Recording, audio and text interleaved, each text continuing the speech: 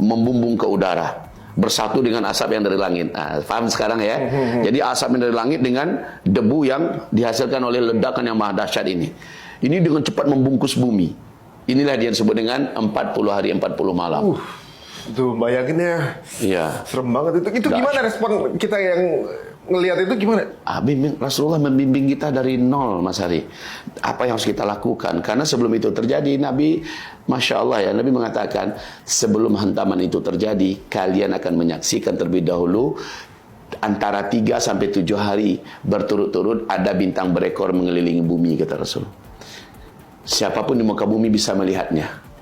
Tanpa pakai alat bisa melihat bintang berekor mengelilingi bumi antara 3 kayak komet heli, tapi berturut-turut antara 3 sampai 7 hari. Kalau itu sudah kalian saksikan, maka berarti hantaman meteor pasti terjadi. Jadi kita sempat bersiap-siap, Mas. Kita sempat bersiap-siap. Yang dari kota-kota besar cepat mengungsi kemana. Nah, Amerika sebenarnya mereka sudah kaji ini. Hari ini mereka sudah menyelesaikan 7 bunker raksasa, Mas Ari, ke dalam perut bumi, kedalamannya sampai 300 meter star kedalamannya, dan satu bunker raksasa itu dapat menampung 500.000 manusia. Ya, dan manusia itu sudah mereka pilih siapa-siapa orangnya sekarang.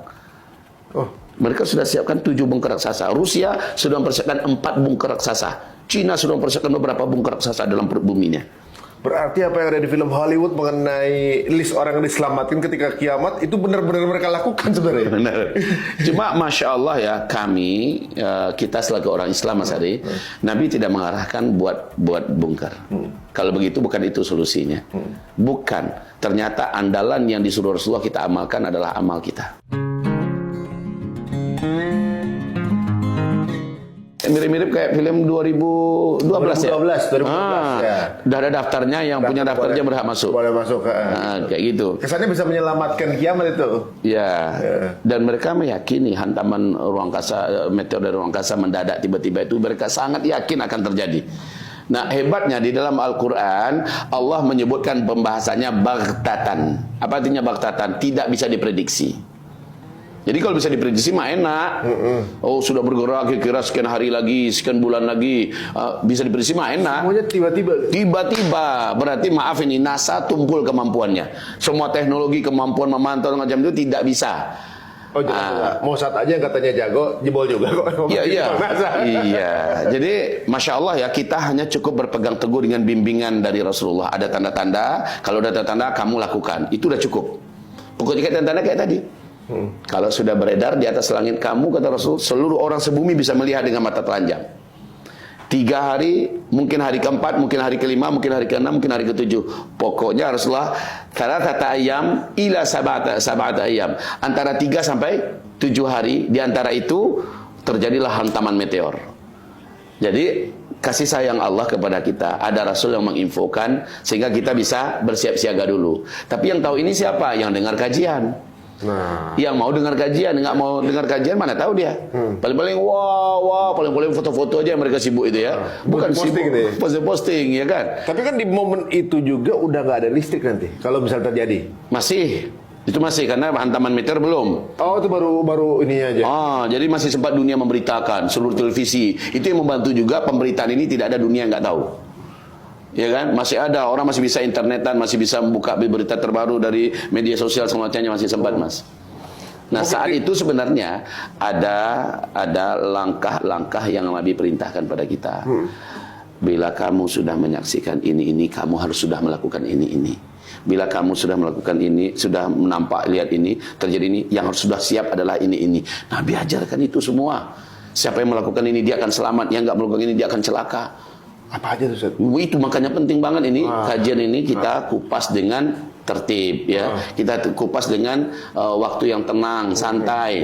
Dengan ini kita berharap kepada Allah, semoga saudaraku seriuslah membaca minimal atau buka daurah. Ayo kita datangi kota antum, Bandung, Solo semacam, buka daurah kajian yang terperinci, terarah, ilmiah terkait dengan akhir zaman, apa persiapan dan amalan akhir zaman agar selamat. Karena dibimbing semua oleh Rasulullah.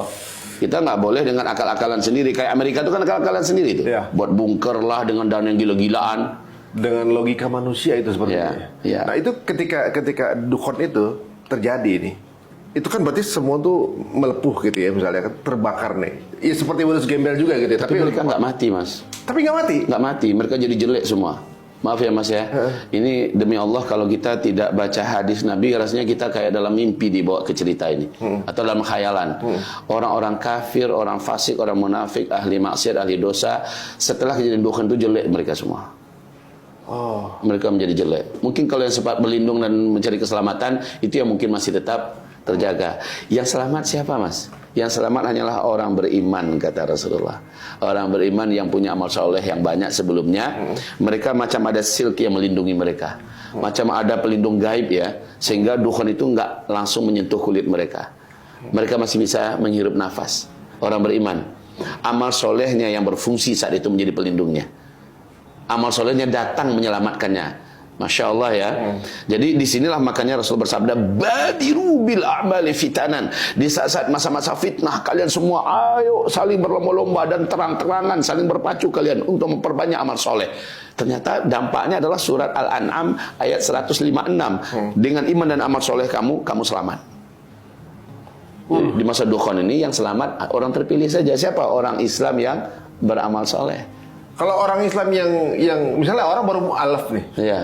Itu dia kan sudah dibersihkan dari dosanya. Mu'alaf itu kan at-taib minadz-dzamb kaman la dzamba lahu. Orang yang baru saja taubat, semua dosa yang pernah dia buat Allah putihkan semua.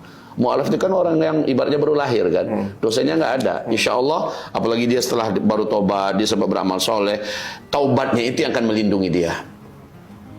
Berarti yang celaka siapa? Orang kafir, orang Islam yang munafik. Ini udah banyak nih sekarang nih. Banyak banget nih. Apalagi dengan kasus Palestina sekarang. Bermunculan sekali, betul-betul nampak sekali orang-orang munafik itu. Kemudian orang Islam fasik, pencinta dosa, pencinta maksiat, ya, para dukun-dukun.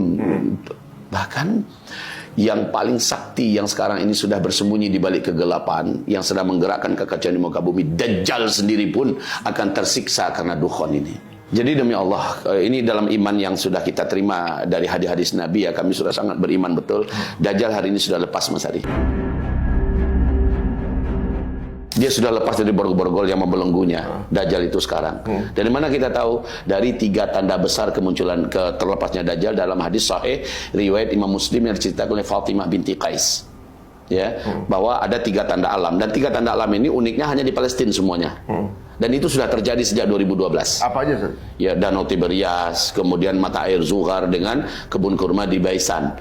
Jadi apa yang kami saksikan, kami kan alhamdulillah tiap tahun kita berangkat ke Palestina kan. Ini dengan izin Allah kalau tidak ada halangan 26 besok ya, 26 Desember ini kami berangkat lagi ke Palestina. Biasanya kami bawa jamaah dan jamaah ini kita bawa keliling-keliling ke tempat-tempat di mana bukti, ini loh bukti alamnya bahwa Dajjal itu sudah lepas sekarang. Nah, kata Rasulullah, sejak Dajjal lepas, dia akan berlindung di balik kegelapan, sampai waktu tertentu dia muncul ke tengah-tengah manusia. Baru di launching gitu maksudnya? Dia sudah lepas sekarang, Mas Ari. Dalam dia lepas itu, kerjaan Dajjal nomor 1 adalah melepaskan seluruh setan-setan terjahat dan terkuat yang dibelenggu oleh Nabi Sulaiman. Dan setan-setan itu sudah dilepas semuanya oleh Dajjal. Menjadi pasukan intinya nanti. Contohnya masuk apa namanya, setan-setannya apa? Bagaimana kita bisa tahu setan-setannya apa? Maksudnya dalam bentuk manusia atau setan bangsa jin? Setan-setan bangsa jin. Kan Nabi Sulaiman dulu nangkapin setan yang paling jahat nih. Yang paling jahat, yang paling kuat, dilepasin, diikat semua oleh Nabi Sulaiman. Satu-satunya yang mampu menguasai bangsa jin dan setan adalah Nabi Sulaiman. Di zaman Nabi Sulaiman, semua setan-setan yang terjahat, yang terbiadab itu ditangkap, lalu dipenjarakan. Nah, Dajjal yang melepaskannya. Waduh, saya pikir